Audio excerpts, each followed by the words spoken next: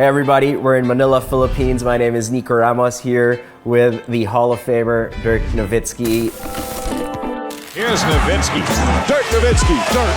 The best jump shooting 7-footer of all time. Good! It's good! Sometimes he's not even human. He's one of the most unique offensive weapons to ever play this game. If you're all of 7 feet and you can shoot a one-legged step back and make off it, balance, you cannot be guarded. Bang! We're doing something for the first time right now where we are mapping out your road to the Hall of Fame in bracket form. We've selected 8 moments, and trust me, I would be the first person to tell you that this should be a 64 or 128 slot bracket. Yes, this is gonna be hard. We've narrowed it down to 8 for time purposes, but you know, this could have been a much wider thing. We'll talk about each moment, have you rank them, pick a winner until we eventually get to your favorite NBA moments. So I'm handing you the pen. Sweet. You're completely in charge of filling this bracket out. We're starting left? Yeah, let's start over here in the firsts matchup. Okay. The matchup is your debut game in '99 or your debut All-Star game in 2002. What do you remember from that game? Yeah, I remember just being super nervous, super anxious, you know, getting the NBA career started. I remember everything was super new. Here is Dirk Nowitzke, 20 years of age, out of Germany. I gotta say that was one of my worst NBA games that I've probably ever played. He's with the Sonics within one. Nowitzke with it, isolated, one-on-one and double trap. The fellow countryman. Nowitzke with a right to left-hand dribble, loops up a rainbow that cascades off the front of the rim over the glass, out of bounds, and a timeout on the floor. There was a lot of German media there. We took a photo at at the jump ball before, and just I was so nervous and anxious. So I would love to forget this game. 16 points the next game, though. Yeah, I came back game 2. Yeah, which was big. And but on this one, I'd have to say the All-Star game, 2002.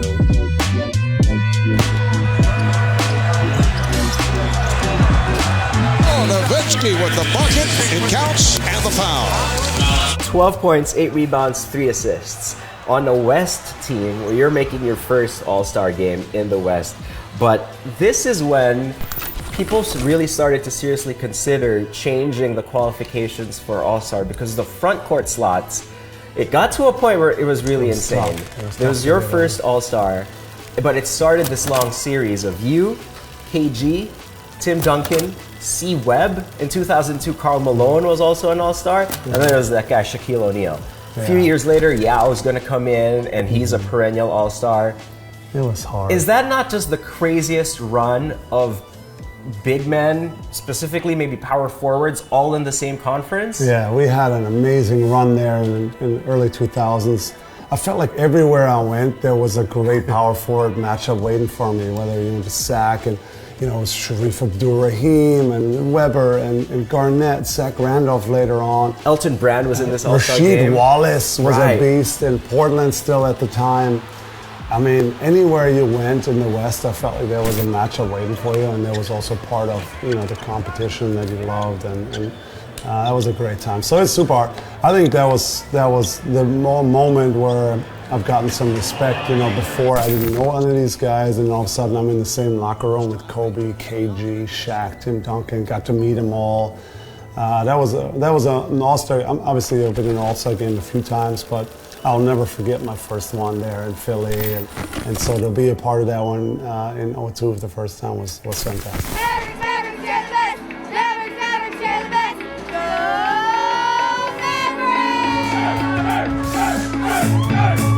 We're off to the milestones matchup. 30,000 points. You do this against the Lakers.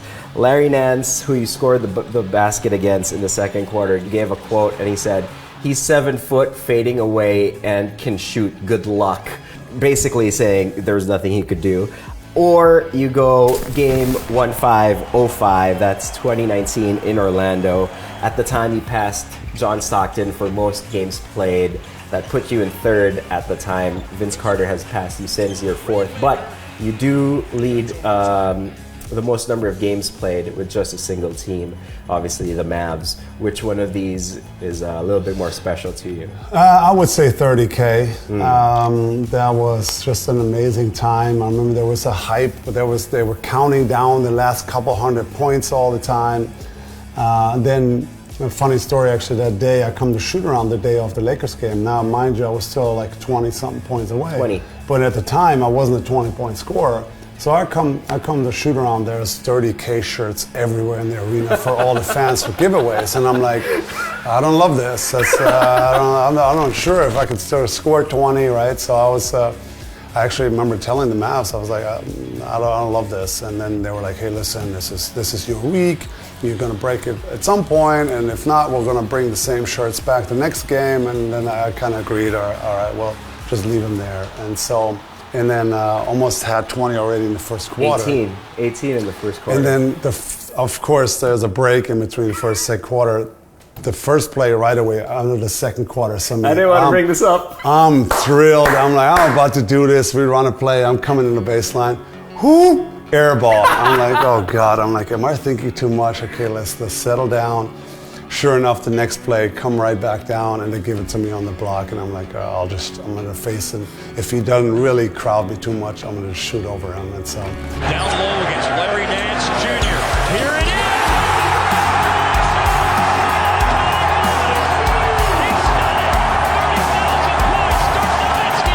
It was an amazing feeling. Seeing all my teammates were happy for me. You know, the whole arena was filming the entire, and there just was an electric atmosphere literally from my first basket there. So that's something I'll never forget. So the winner here is clearly 30K. Terry to Nowitzke, puts up the three, puts it in! Dallas goes up by 3 with 26.7 remaining. Nowitzke goes right at Bowen. And the foul! Let's move to the other side of the bracket. All right. Okay. Clutch moments. This one's going to be a tough one. Yeah. Game 2, Miami, 2011. You're on the block. You make that half spin, put the layup in, and you tie the series 1-1. Mm-hmm. If you don't do that, you guys go down 2-0. If you don't go on this 22-5 run in the fourth quarter to erase a 15-point lead with 7 minutes left in the fourth quarter, mind you, you guys go down 2-0. At that point, in the finals, 15 of the 16 teams that go up 2-0, they go on to win the whole thing. You avoid that hole. That's what that Game 2 run, that Game 2 moment, and that Game 2 shot is all about. Yeah. Has some heavy competition going up against Game 7, 2006 in San Antonio. Because, I mean, you have 37 points. They come back from down 20. You make a 3-point play to force overtime and eventually take over from there. The Spurs were the Spurs. As much as Dirk is Dirk, the Spurs were the Spurs. So this is about as tough of a first-round matchup. Which one you pick it? Yeah, I mean, that's a tough one. I still say the Game 7 San Antonio was one of the greatest experiences in my life, just to go down there. They were always the big brother beating up on us, and for us to go down there and actually beat him on their home court was an amazing feeling. That entire series was some of the best basketball that I've played, and also our team has played. Just that whole series was at such a high level. But, as you mentioned, I don't think we'll win the championship if we go down 0-2. I totally agree with you. 7 to shoot. Nowitzke drives with underneath lefty layup, banks it in with 3.6 remaining. Miami out of timeouts, trailing by 2. James back to Wade. Wade puts it up for the win. Off the mark, and Dallas has tied the finals with one of the most incredible comebacks in NBA Finals history. I think kind of was our, hey, we actually can compete with these guys. That was we arrived in the finals because we had no shot in Game 1. Really had no shot the entire Game 2 until the last few minutes. So I'm going to have to pick Game 2 because in 2006 we ended up obviously losing in the finals to Miami. So that year we did not win the championship, even though that was a great series. But I'm going to say Game 2, 11, just because it meant so much, and it ended up being our first championship. So, but that's a tough one. This San Antonio series will always be one of my favorites. to get the lead after being down 15 was big, and then we just leave a shooter wide open. So it was a mental breakdown.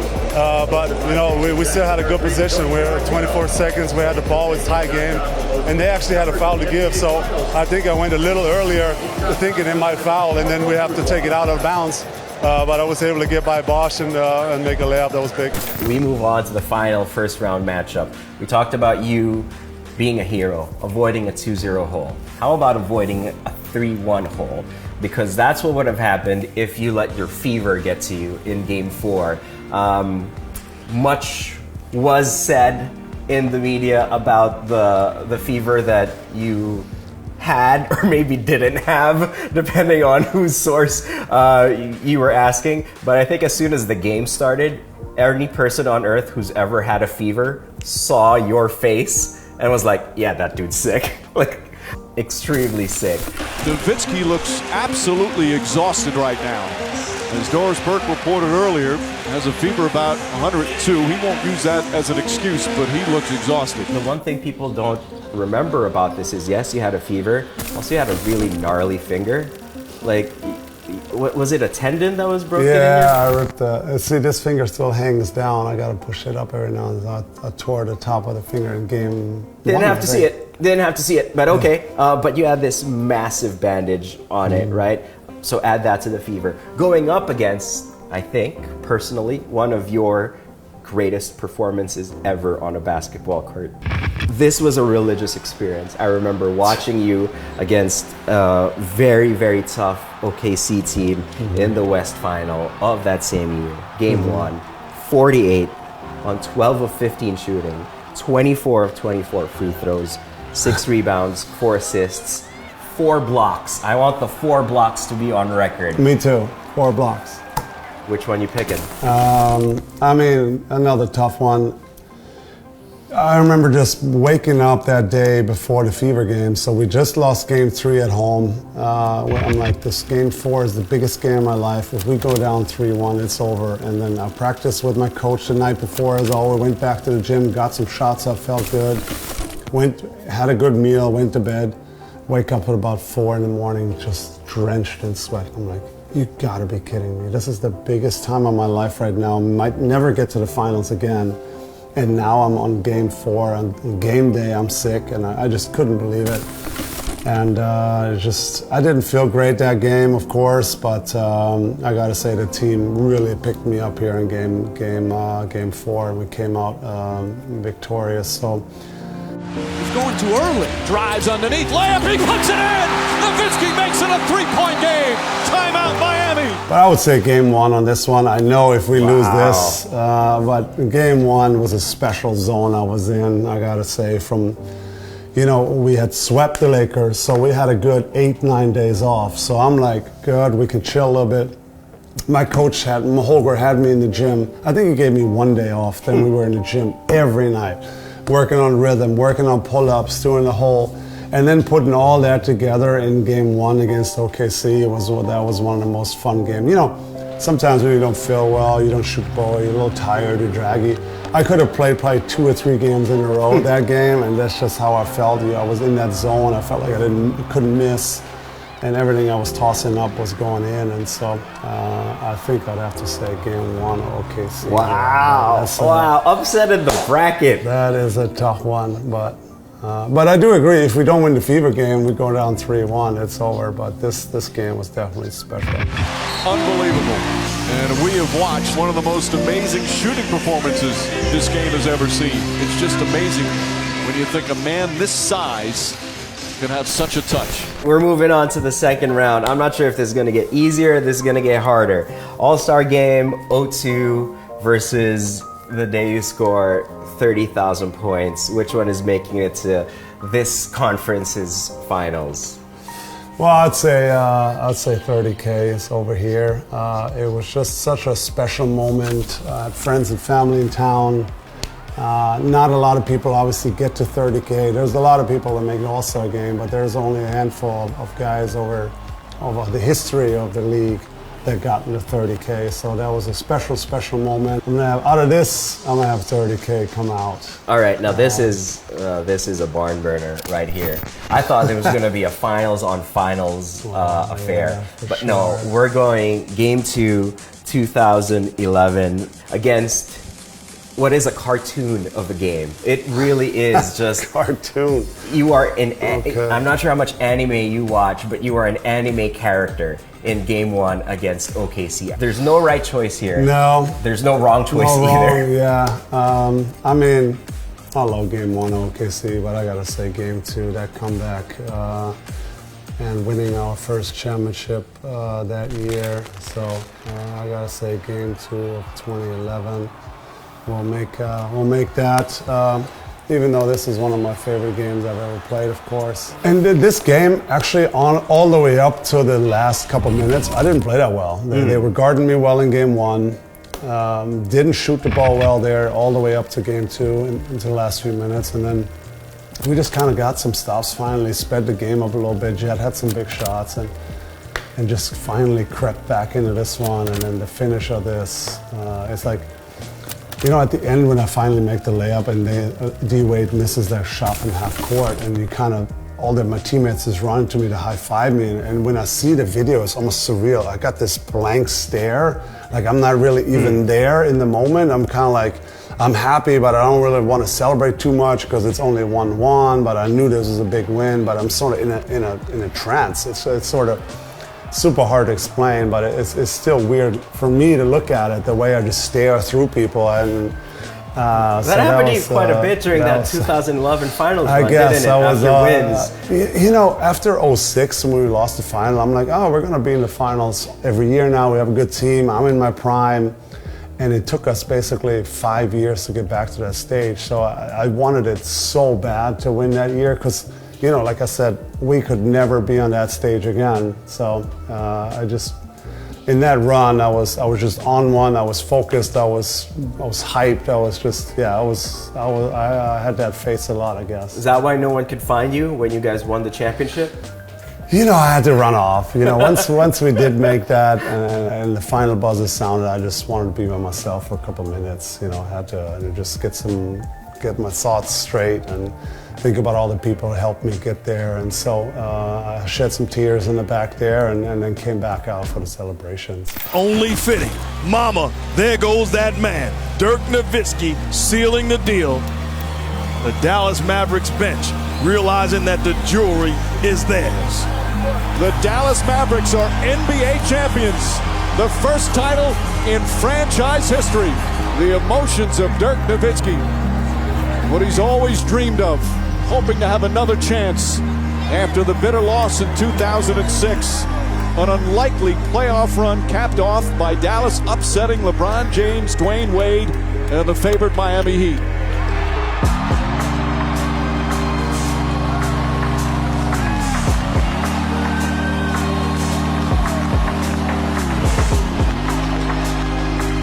Drum roll, Mr. Nowitzke.